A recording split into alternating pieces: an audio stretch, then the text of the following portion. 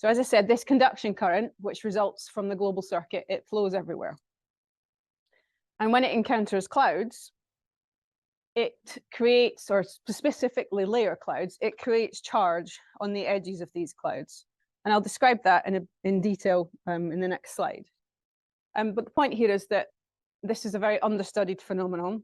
Most of atmospheric electricity has studied either thunderstorms or what we call the fair weather region, where there are no clouds. The semi-fair weather region, where the clouds are, has been largely neglected. So we don't know a lot about this. But these clouds cover 30 to 40% of the planet at all times, and there's an awful lot of them over the ocean. So this charging of these clouds is happening all the time, and we don't understand a lot about it. So that's a reason for looking at this. So how do these clouds become charged? Well, to do that, we have to think about some of these atmospheric electricity parameters a bit more. So we have to consider what's called conductivity. So conductivity is the ability of the air for a current to flow in the air. And it depends on this ionization from our cosmic rays and from our radioactivity. So these tiny little ions that are created in a cloud, they become attached to the droplets. And that means that the conductivity goes down when you have a cloud layer. So this is our cloud layer. We're going up through a cloud layer. So our conductivity decreases, is low in the cloud, and it increases when we get above the cloud. If we go to Ohm's law, which if you remember back to your school days, you probably did this in the form of V equals IR. It's basically the same equation, just written in a different way. And that says if you have a current, so in this case, JC, it's flowing through the cloud, and you have a conductivity or resistance, basically the inverse, then if you have an electric field, then the conductivity and the electric field are inversely related if the current stays the same. So because we have a conductivity decrease, we must have an electric field increase in the cloud. And if we take another relatively simple law of electrostatics, so Poisson's equation, that says if you have a gradient in electric field, then you will create a charge, a space charge, rho. So you see that there's a gradient in the electric field on the bottom edge of the cloud and on the top edge of the cloud. So that means that we should get a charge, rho. And that's what we see here. So this is our charge density. So because of the direction of the field and the current flow, we should get negative charge at the base of the cloud and positive charge at the top. And if we manipulate these equations a little bit more, this charge depends on a few things. It depends on the conduction current, so our JC, which depends on the global circuit and therefore the thunderstorms. It depends on the conductivity, which depends on the ionization from the cosmic rays. It depends on the gradient of the conductivity, which is this bit here, which depends on the height of the cloud, but also the cloud droplet properties. So if we have a really sharp cloud edge, we should see more charge than if we have a woolly one, if you like. So that's what theory predicts. So our theory predicts that cloud edges are charged and that the charge should be transferred to the cloud droplets. So what does this charging of droplets do? Well, we'll discuss this in a bit more detail shortly, but basically it affects the microphysical interactions between aerosol particles and droplets. And collisions and coalescence, which is something that's particularly important in clouds, is affected by charge. So this means that things like the lifetime of the droplets, how long they last, and how they grow can be affected by charge. And many of you will know that it's these small-scale cloud microphysical processes that determine the large-scale properties of the cloud, such as the height of the cloud, its opacity, or how much its reflectivity, basically, how long the cloud lasts, and even the rainfall. That brings us on to, well, what does that level of charge, what effect does that have on the droplet behavior? So here I'm going to talk about some, I guess, theoretical considerations as to how charge can affect cloud microphysics. So the first one is the diffusive growth of droplets. So droplets can grow via condensation, and they can shrink via evaporation. And you find that the surface tension of, basically charge can affect the surface tension of the droplets, which means that they will be more likely to form at lower critical supersaturations than if they're not charged. So if you look at Kohler curves and things like this, then you can work this out theoretically. And so what you find is that if the droplets, so the charge on the droplets is increasing in this direction, if you charge the droplets, then they form at lower critical supersaturations than if they're uncharged. And when they do form, they're larger droplets than what they would be if they're not charged. So this suggests that condensation and evaporation can be affected by this process, by charge.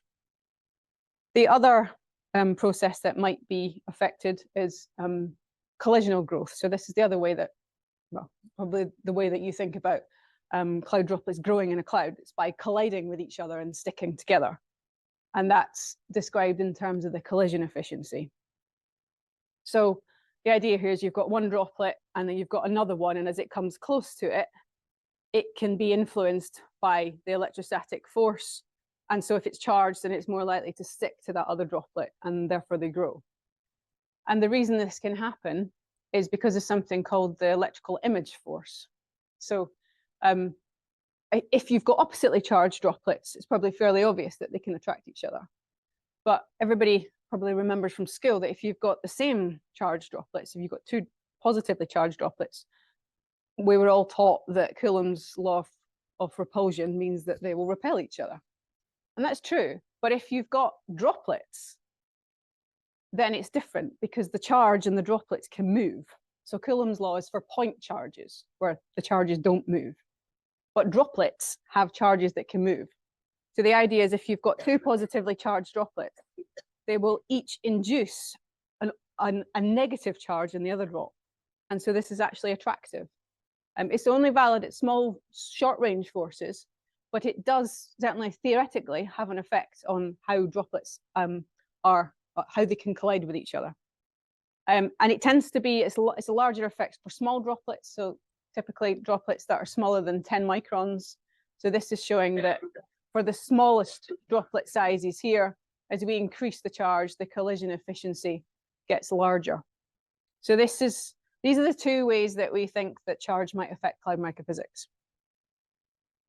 So one of the large-scale clouds processes that we can model, and we've started to do this now, is rainfall and what the effect of charge has on rainfall.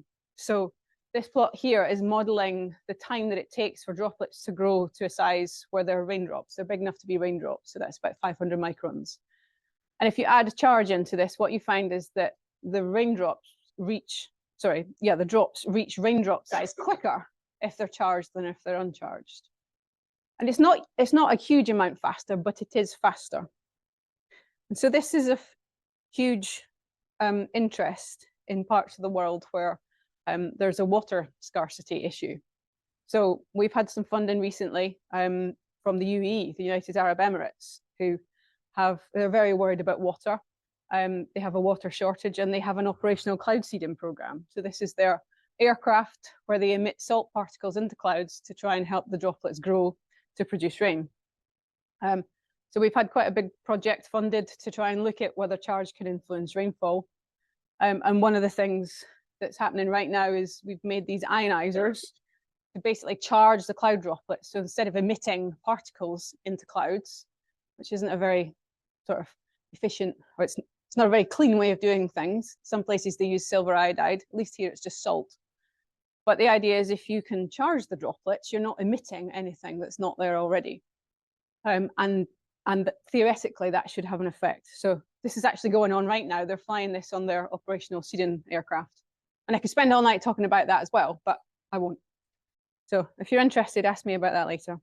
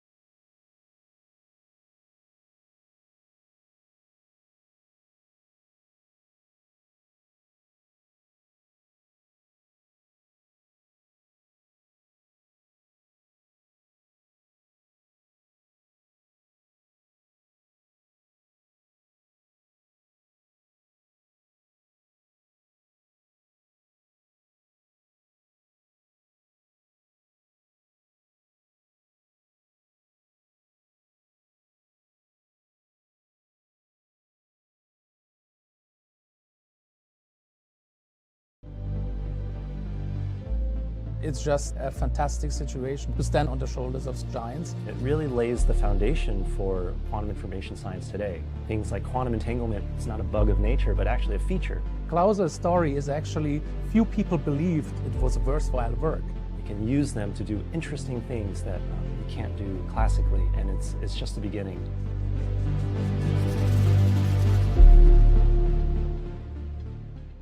The Royal Swedish Academy of Sciences has this morning decided to award the 2022 Nobel Prize in Physics in equal share to Alain Aspect, John F. Clauser, and to Anton Zeilinger.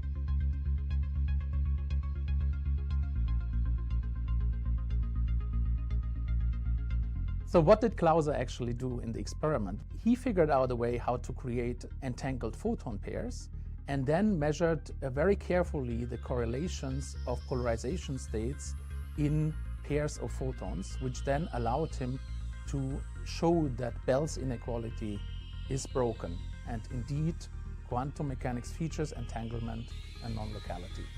All light that's around us is made out of light particles, and these particles of light, those are photons.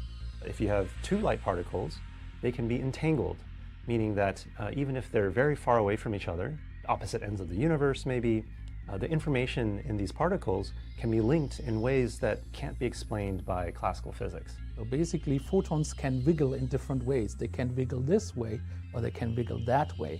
And that is called polarization. So you can have horizontal or vertical polarization for a photon. And now, as photons are quantum particles, they can not only wiggle in one direction, but they can wiggle in both directions at the same time. This property of polarization, horizontal and vertical polarization between two photons, can be extremely strongly correlated, such that when one photon is in the vertical polarization, the other one is going to be bound to be in the horizontal polarization, and vice versa. And this is a very powerful property of photons that makes them suitable for tests of entanglement and also for use in quantum information applications. There are a lot of exciting possibilities for using quantum information. As in classical information, where you use bits that are either 0 or 1. In quantum information, the basic unit is a quantum bit or a qubit, and a qubit can be more complicated. It can be 0 or 1 or 0 and 1 at the same time, or somewhere in between. My work is basically trying to control quantum systems to a level that you can actually create such superposition states. One day we hope to build large-scale quantum computers with millions or billions of quantum bits or qubits. And with this evolution comes the ability to use these quantum systems actually for technological applications. But the only way that these computers will be able to do what we hope they can do is if all of these qubits are entangled in this delicate way. This Nobel Prize is really honoring the first steps towards that. They got two particles entangled and showed what you can do with it, and hopefully in the future we'll be able to get millions of them entangled.